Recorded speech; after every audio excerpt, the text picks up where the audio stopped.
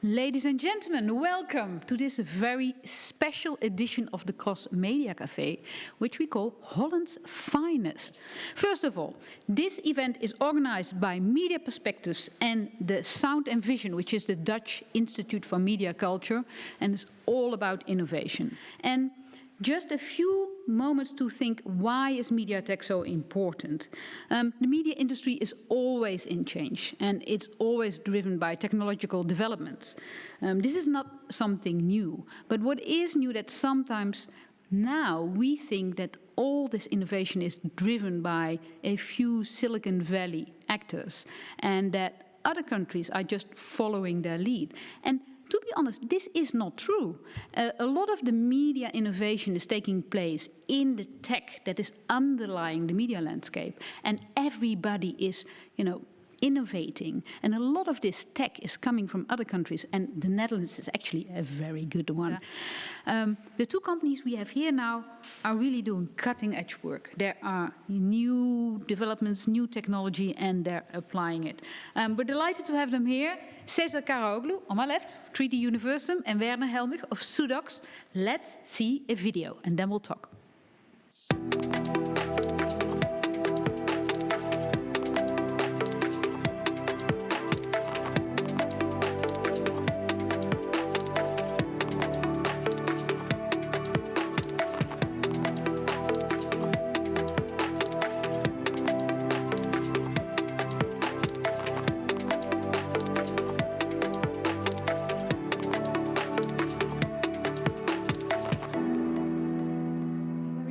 What did we just see? Well, what we've just seen is a lot of our projects of the recent years, and they are all custom creative software tools that are used by organizations to valorize their data and to present it in a way that is attractive and meaningful. Okay, so it's not just the data and analyzing it, you actually provide an interface for the user that works for them so they can understand what they're looking at. Exactly. So that's a way to present your data to a wider audience, or a tool to create, for example, insights in a very complex data set. And we use data visualization to create those insights and create data experiences. Okay. We have a little bit of an understanding now. We'll continue that conversation later. Let's see the 3DUniversum video. Dear world, this is the Donald speaking. Yes, I'm still here despite your impeaching. For 2020, I do solemnly swear to totally get rid of Obamacare. You can trust in me, I see the big picture. The poor will stay poor, but the rich will be richer. This is the year that I'll build my wall, 2,000 miles long and 30 feet tall. So let's raise our glasses, and I'll make a toast to locking up children from coast to coast. Happy New Year, dear world. You almost have to make a new video now, right? Yes. Sezer, what did we just see? Computer-generated imagery or visual effects, or in general, if we name them synthetic media, has been used with many industries for years. And to name some of these industries are gaming, movies, or content creation. But those techniques were quite expensive because it required expert skills and also a lot of labor work. Yeah. What we are doing here is basically creating synthetic media with automated process with the help of artificial intelligence. That's what we are seeing. And what part, let's start with that. What part of the process is now automated via AI? It's not the voice, but it's the image, right, in this case? Actually, just the video that you see is AI-generated voice as well. So we are in that level. Ooh, it's going very fast, because last time we spoke, it's going very, very fast, this field. Maybe even in my last conversation, I said, yeah, sound takes a long time, maybe 1-2 years, but it's already there. We can generate a realistic speaking Trump. Okay. And what is this technology going to be used for? First of all, back to the tech. The tech that you use with 3DUniversum, what do you call it? What is it? Synthetic media creation. Synthetic media creation. And what kind of people can make this? These are AI computer programmers, right? Or what kind of people is working on this? our team mostly consists of artificial intelligence experts, mostly in the computer science or mathematics, physics. With this background, basically, we gather a team and we are working. And in the world, also more artificial intelligence related people are developing in this domain. And this is a spin out of the university, so you have the best people from university. Of course, there are huge companies also trying to take all the best people out. I mean, if I understand correctly, if you make it through the second year of your AI education, somebody from Silicon Valley will call you up and say, oh, I've got an offer for you, come over here. How do you keep them? Yeah, indeed, that's a competition. And my partner is also a full professor at the University of Amsterdam, Theo. And we have been also in contact with these students during their education. So we actually have an eye on the best students, and we give them opportunity to actually explore these via internships or their master thesis, so they can actually build something for real world. And once they are in this domain, they love what they're doing because it's the cutting edge. So actually, we don't need to convince them to. No. Now I'm really proud. You know, Amsterdam has cutting edge AI people working on this all the time.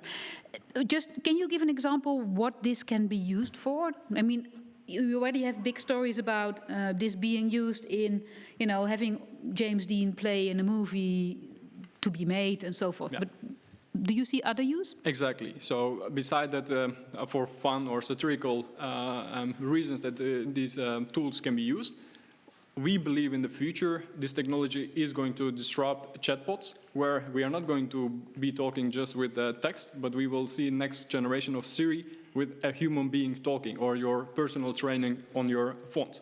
But as well as what we are most proud at this moment, that which has one of the projects that we have been working and developing with the most societal impact, is grief therapy. So we actually bring a deceased person and let the loved ones to communicate with the deceased person. So what we see on this one, we have been working quite a lot, but with the domain experts. But we've collaborated also with Nederlands Film Academy to make a documentary out of it. And then what we see there was rewarding, that the participants telling us that the technology helped them to make peace with their traumas. I saw it. It's very moving. I mean, it's you know. Exactly. It's also a bit uncanny, but it's also very moving. Yeah, and also if it's possible to show one of the videos, one of the participants deep fake. Yeah. If possible, Love you too. Dag.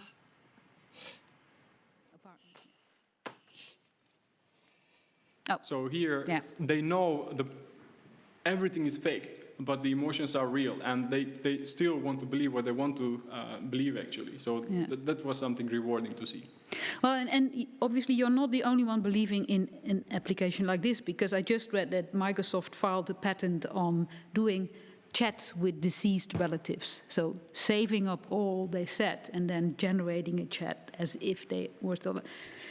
It's a new world. Let's focus a little bit on Sudox and what you do. I mean, as you already mentioned, what you do is take lots of data, understand it, work with it, and then make an interface so people can actually do something with the data. Could you give me one example? Just, you know, a real practical case. Yeah, of course. Recently we worked with the VPRO, in the Nederlands Institute for Sound and Vision, on a project that's called the Archive of the Future. And here what we do is that there's the backlight, this is Tegenlicht for the backlight documentary television program. They have a huge archive, and in this case our job was to create an interface in which this archive of the future is presented. And it has two cool things. One is that we have this whole data set of backlight episodes. And on the other hand, we have AI enrichments that are created by AI researchers, which also have a role in this archive, because we use this AI data to explore new ways to open up the archive. So you can imagine that you have like the first layer of metadata, and we visualize the whole swarm or timeline of episodes. And then you get to the point that you get a certain episode.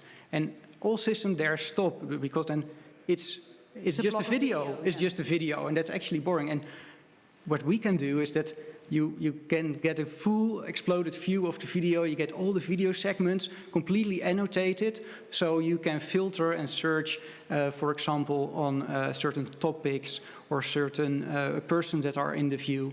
And this way you can really get an turn an episode inside out.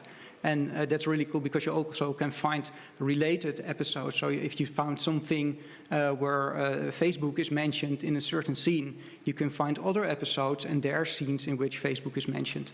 So this is like a new way we're investigating. It's currently prototype phase.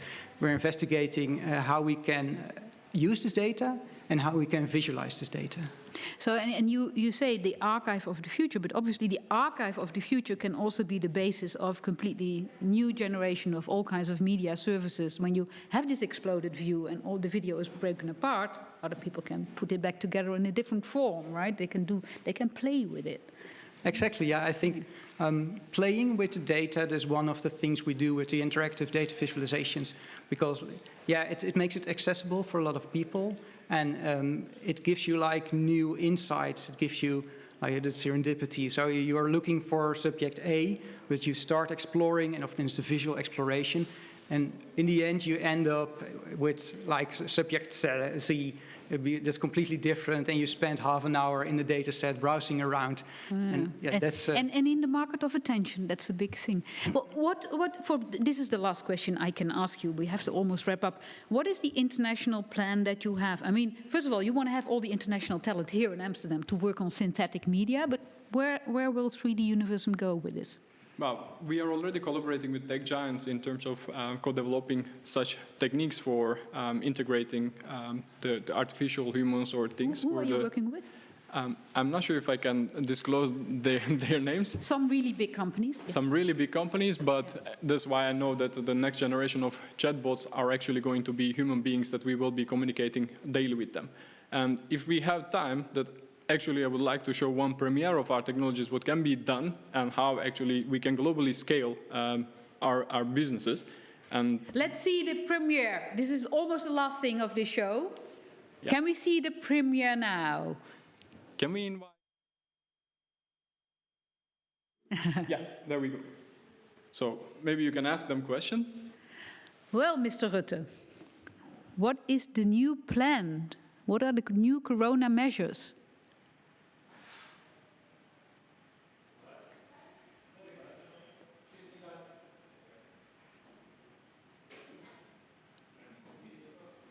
We'll see. We'll see. Thank you. And Mr. Trump, how will you leave the White House? Yes. I don't leave the White House. I think everything is fake, and I will stay there. Oh, gosh. They can even talk to each other, of course, now. Hi, Rutte, how are you doing? Who wants to ask? Netherlands. Yeah. It's scary, isn't it? What is your opinion of the Netherlands, Mr. Trump? Netherlands second.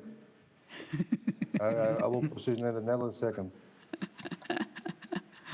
I will call you soon, Rutte. That's fair. I will talk to you soon, Monique. You too. Oh, this is scary now. Oh, excellent. Bye-bye. Bye. Thank you so much, gentlemen. Thank you. Okay, super. So this is the first. Yes. So this is the live generation of synthetic media where they can actually do the voice and the image as well. Together, yes. Oh, thank you. What is your international plan? Well, I believe there are a lot of researchers, innovation managers, data scientists out there. We are working on like very innovative projects, and they will find out soon that all the tools they want to use are not fit currently for their data or the way they want to present it. So all the off-the-shelf tools are not sufficient, and I think we can provide them with the tools that take their projects further and enable them to present their projects to a wider audience. Gentlemen, thank you so much for this view of the cutting edge. Thank you.